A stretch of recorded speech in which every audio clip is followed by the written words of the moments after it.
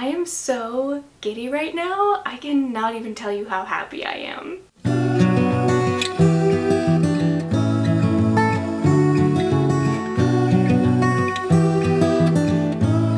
That's right, my friends. Fall is here. Fall has officially made it onto my bookshelves and there is no going back now. I am not going to apologize for how excited I am right now for fall, especially this year because I have so much planned and so many exciting things coming up. But hi, hello, my name is Liv or Olivia. If you have not been here before, thank you so much for stopping by. If this is your first ever time finding my channel and watching a video of mine, that makes me so happy because I am going to share with you guys some of my all-time favorite books to read this time of year. So let me set the tone, because if it is still 95 degrees where you are as well, like it is here, it is scorching hot. I have iced tea here in my mug, but we're just going to pretend like it's hot tea. I put up my fall string lights already because I could not help myself. We've got some candles going. I have an apple candle going and it just smells like fall in this room. So I hope you can imagine that even if you are in really hot weather like me.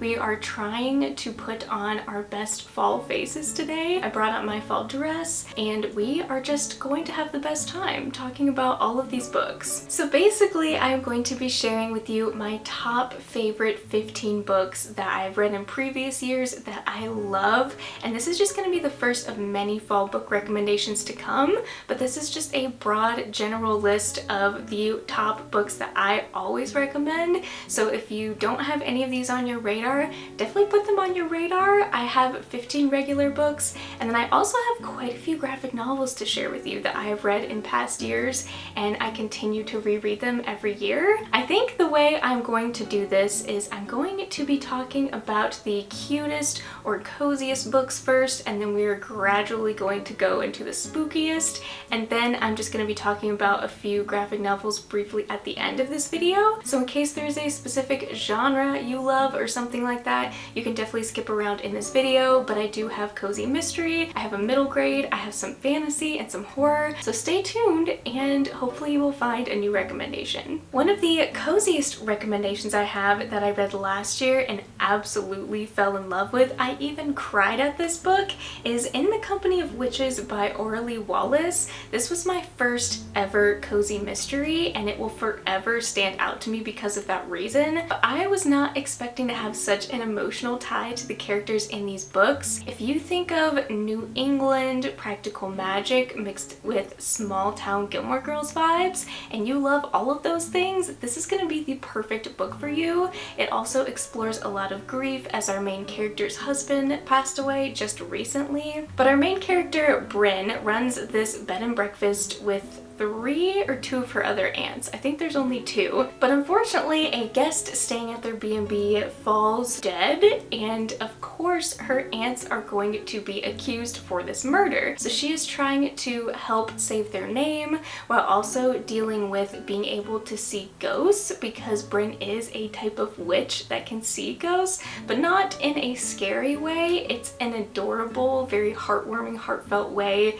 and there's just so many emotions explored in this book. It's a little bit more slow and it's full of heartwarming, humorous moments, but honestly that's what I really enjoyed about it, and I'm definitely going to be reading the second book this year, When the Crow's Away. So if you are looking for just a super cozy time or a book to just transition into fall, I feel like this could be the perfect option for you. The next book I want to share with you is one of the very few spooky middle grade I've actually read, but it has the most fall cover I think out of all these books I'm going to share with you.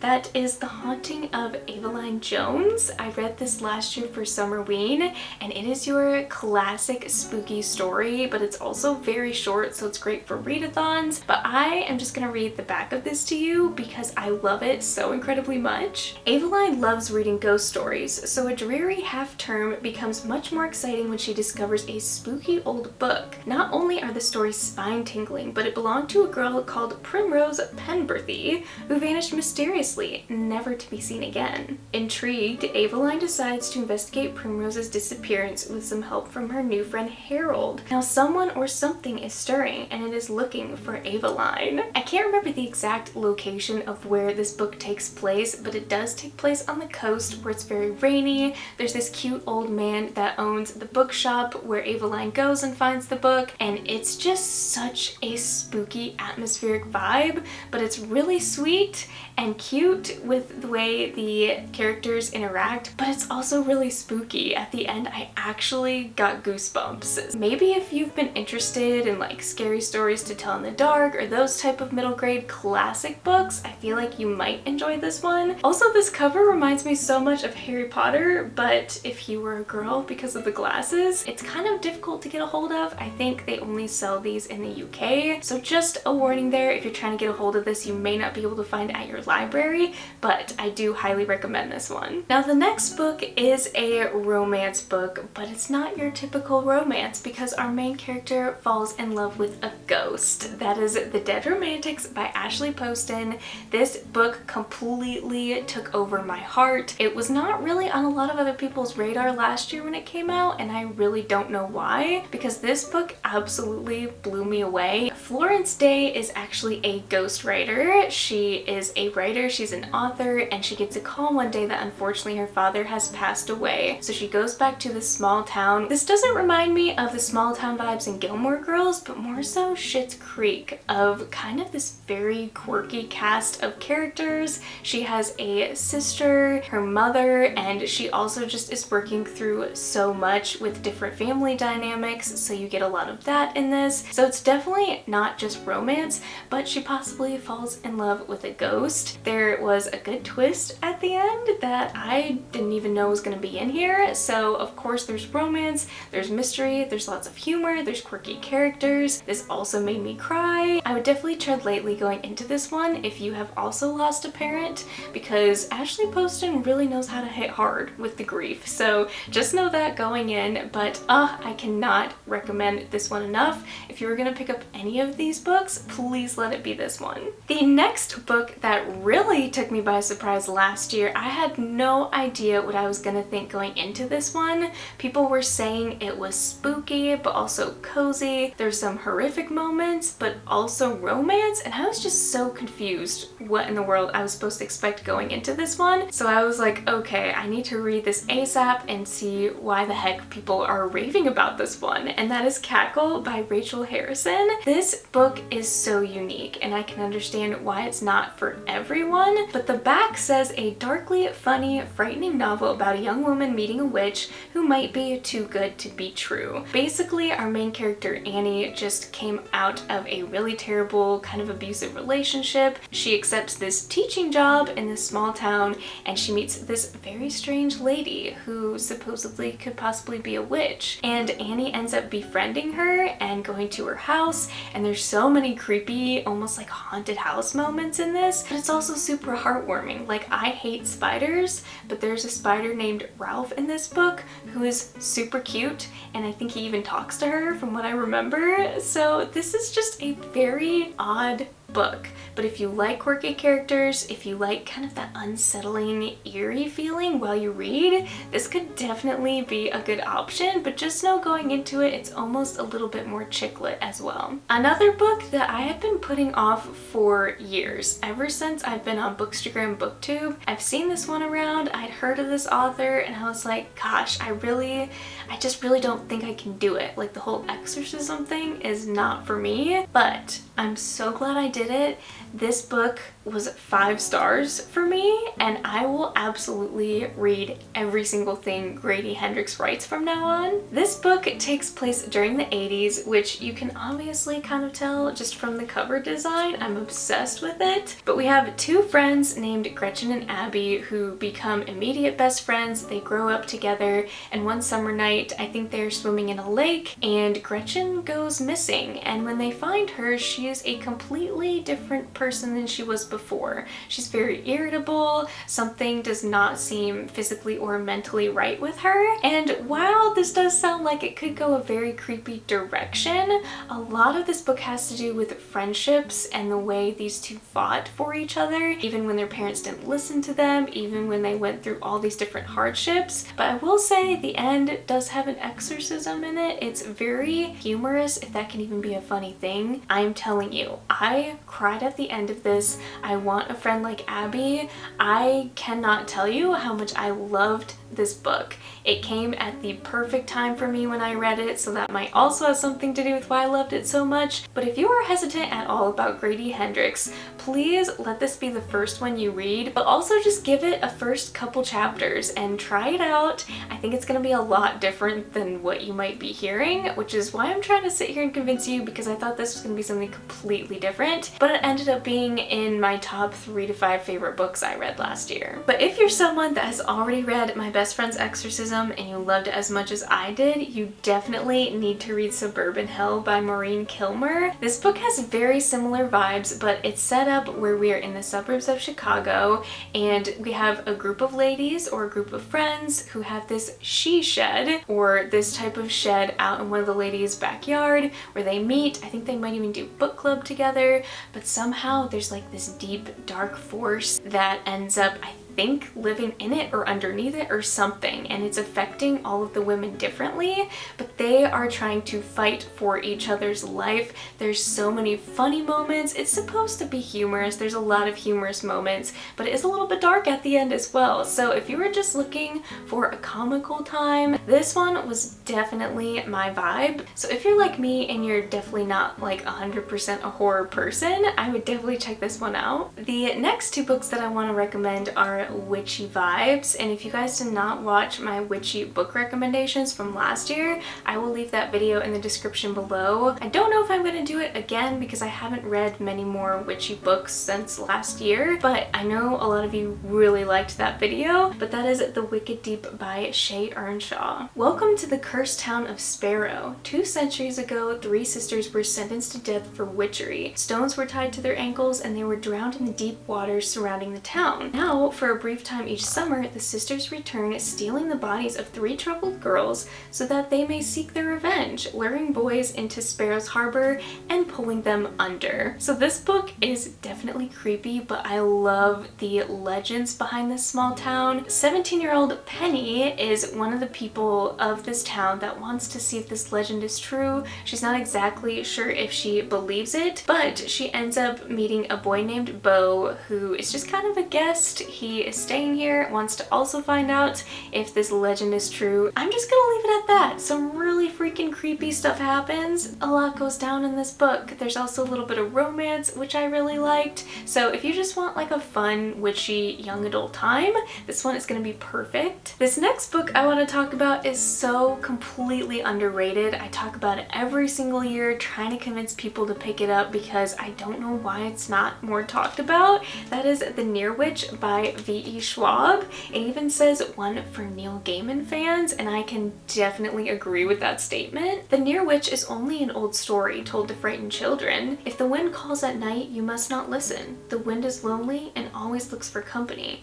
There are no strangers in the town of Near. This book is part fairy tale but also part love story, because we have our main character who wakes up one night and there is a boy that appears outside her window, and they are trying to figure out where he came from. They are trying to figure out this mystery of the town and where this old witch song came from. They're just trying to figure out the history of their town, but it is so atmospheric and so eerie and spooky and creepy. But also, if you like a little hint of romance in your young adult, I would definitely check this one out. It's such a good combination of so many things without it being too scary. I guess I should have mentioned this sooner because this is not a scary book at all, but it definitely fits within the fantasy fantasy genre. That is Legends and Lattes by Travis Baldree. This book absolutely took over the internet last year, and for very good reason. This is such a sweet story of this orc named Viv who has finally put down her sword. She's tired of fighting and she just wants to settle down in a small town. She wants to show these people what coffee is and create her own coffee shop. And then we have a small mouse named Thimble who comes along and he helps bake different goods to sell at the coffee shop to bring customers in. There's also a side romance plot or a subplot, which wasn't too heavy on the romance, but if you were just looking for an easy breezy read, or you're not typically a fantasy reader, I feel like this is such a heartwarming story that anyone can enjoy this one. And I'm definitely looking forward to, I think it's Bookshops and Bone Dust, which is the prequel to this one, and it comes out I think sometime this fall. It's just so cute, completely took me by surprise. Didn't even think I would love it as much as I did, but again, I'm so glad that I did. And another fantasy romance kind of book that I don't even know if you can still find this anywhere. I think it was still sold out a couple weeks ago, but that is Divine Rivals by Rebecca Ross. Is this necessarily fall? Yes and no. The beginning starts out, let me just read you the first sentence because I think it's going to sell you on the fall aspect. Cold fog had settled over the depot like a burial shroud, and Iris Winnow thought the weather couldn't have been better. She could hardly see the train through the gloom, but she could taste it in the evening air, metal and smoke and burning coal. The wooden platform was slick beneath her shoes, gleaming with rain puddles and piles of decaying leaves. That is the very first paragraph of this book, and it completely sets the tone for it being a fall vibe read, at least for me. It's kind of spooky and creepy at the end now that I'm thinking about it, and I did not think it was going to take the turn that it did. This fall, just pick this one up. I promise you it will not disappoint. It is one of my top 2 favorites of the year that I've read so far, so if that tells you anything, the hype actually was right this time. This next book is another young adult, but it's one that I recommend every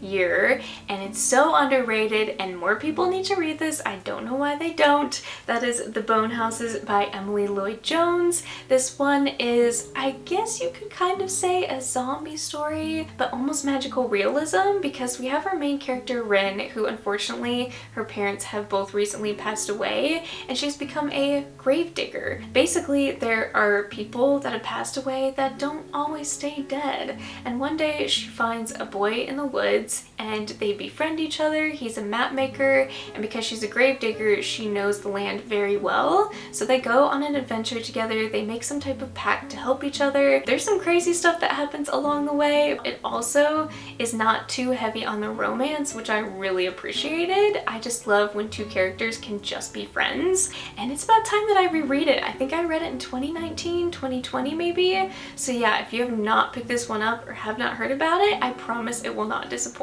The next book I also read last year, and I also think is completely underrated. So many more people need to pick up this author's books. I do not know why people don't. Like, her stuff is highly rated on Goodreads. That is The Lighthouse Witches by C.J. Cooke. 2 sisters go missing on a remote Scottish island. 20 years later, one is found, but she's still the same age as when she disappeared. The secrets of witches have reached across the centuries in this chilling gothic thriller. But in this book, we have our main character Liv, who's a single mother, and she gets commissioned to go paint, I think, a mural inside this lighthouse on the coast. Well, she then finds out that underneath the lighthouse is a prison where they used to keep women that were accused of being witches. That is all I'm gonna say. That's all I'm gonna leave it at, because there are spooky coastal vibes, there's a dual timeline. I mean, it's just so incredible. The next book is a young adult book, but one I read many years ago and still stands out to me as one of the scariest books I read. These next 3 books are definitely some of the scariest I've ever read. Starting us off, we have Rules for Vanishing by Kate Alice Marshall. Even though this is young adult, it is scary as frick, you guys. The audiobook, there are creepy sounds like scratching and growling. Once a year, a road appears in the forest, and at the end of it, the ghost of Lucy Gallows beckons. Lucy's game isn't for the faint of heart. If you win, you escape with your life, but if you lose... So basically, our main character, Sarah's sister, disappeared a year ago, and they somehow stumble upon Lucy Gallows' road, and they are part of her game. Lots of stuff happens. I'm telling you, this is so creepy. It's so eerie, but I loved it. I literally could not put it down. The next book I want to talk about is really funny thinking back on it now because I almost DNF'd this. I was this close to DNFing it, but I heard the end was crazy. So of course I had to know what the heck the end was about. That is The Last House on Needless Street by Catriona Ward. This one is definitely for all those psychological thriller people. This just absolutely blew my mind. You have a teenage girl who isn't allowed outside, a man who drinks alone in front of his TV, a house cat named Olivia who loves napping and reading the Bible. And you find out about all these people and how their lives are weaved together, and the story is just so seamlessly done. I cannot explain to you anything else about this book, or I'm scared of spoiling it. I feel like this book can definitely be pretty controversial. I can't remember the exact trigger warnings in here, but Catriona is the mastermind of making you go crazy. You're so confused. I think it took me about halfway through to realize what was happening, but when you do, it's insane. This is one of the most psychologically insane books I've ever read. I also read Sundial by her. That one was a little bit more hard-hitting and kind of depressing for me. If you're wanting something that just gives you the ick and the unsettling feeling that you're looking for, my goodness, this is such a crazy ride. The last book I want to recommend, which is also a thriller, and I read it in like less than 24 or less than 12 hours. I think I even read it all in one sitting. I've never read such a unique book before. That is Malice House by Megan Shepherd. I can definitely see why there'd be specific people that wouldn't be into this one. Of all the things aspiring artist Haven Marbury expected to find while cleaning out her late father's remote seaside home, bedtime stories for monsters was not on the list. The secret handwritten manuscript is disturbingly different from his Pulitzer-winning works. Its interweaving short stories crawl with horrific monsters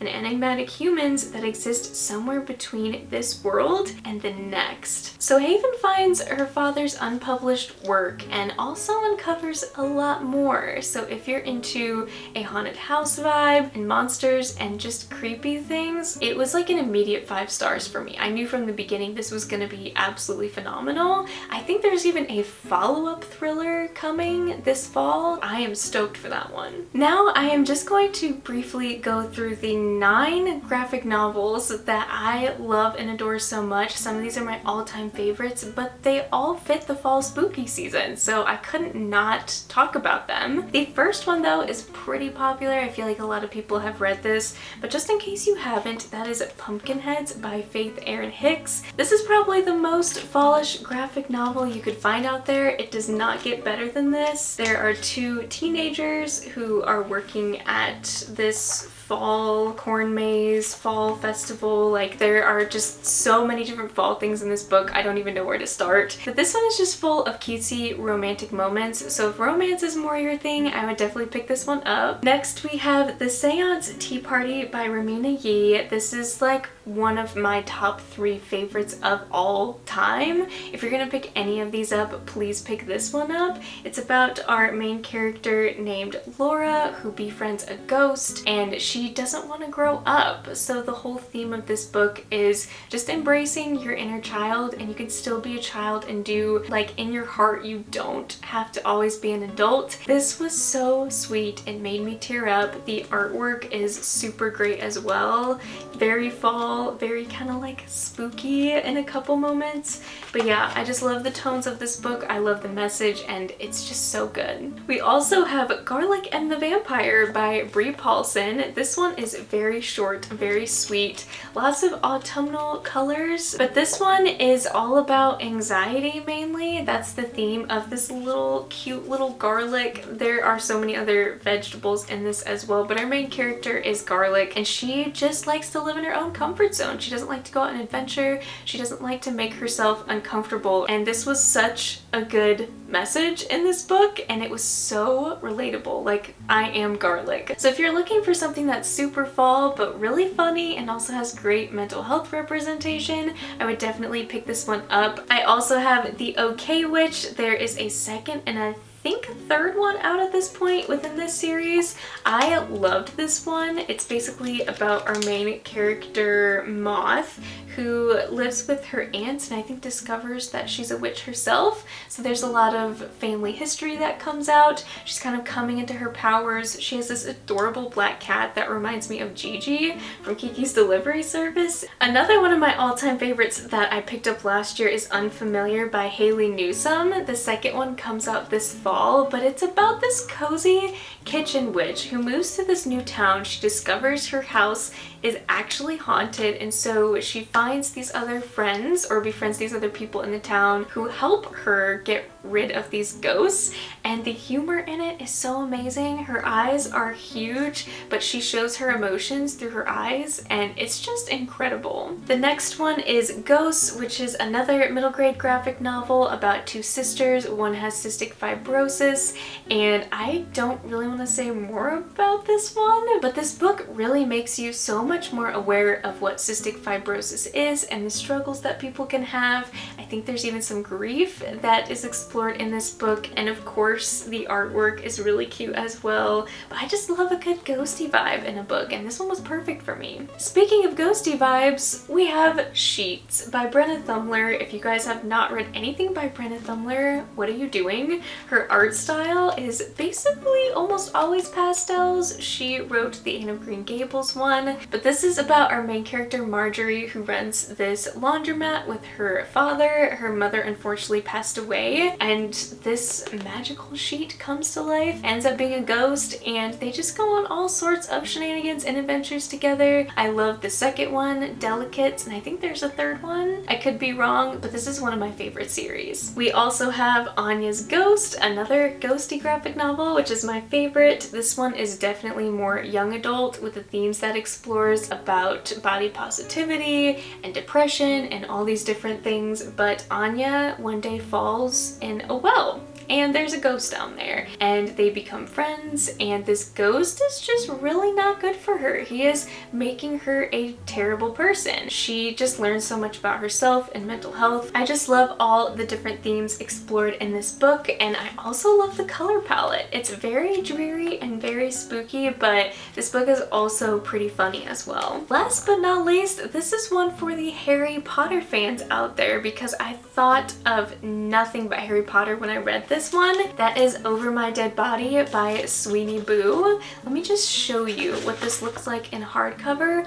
Can you see the school? It just, oh, it's so pretty. The inside of this is also just as stunning. You can see all those oranges and really warm tones for fall. Our main character in this book goes to the school. She learns how to be a witch. I think everyone there is a witch. They all have a familiar or a magical creature that's a pet, which was really fun. Also reminds me of Harry Potter. But her mentee goes missing, the person that's supposed to show her all the ropes of the school. So she's like, what do I do? So I guess I'm stuck looking for her.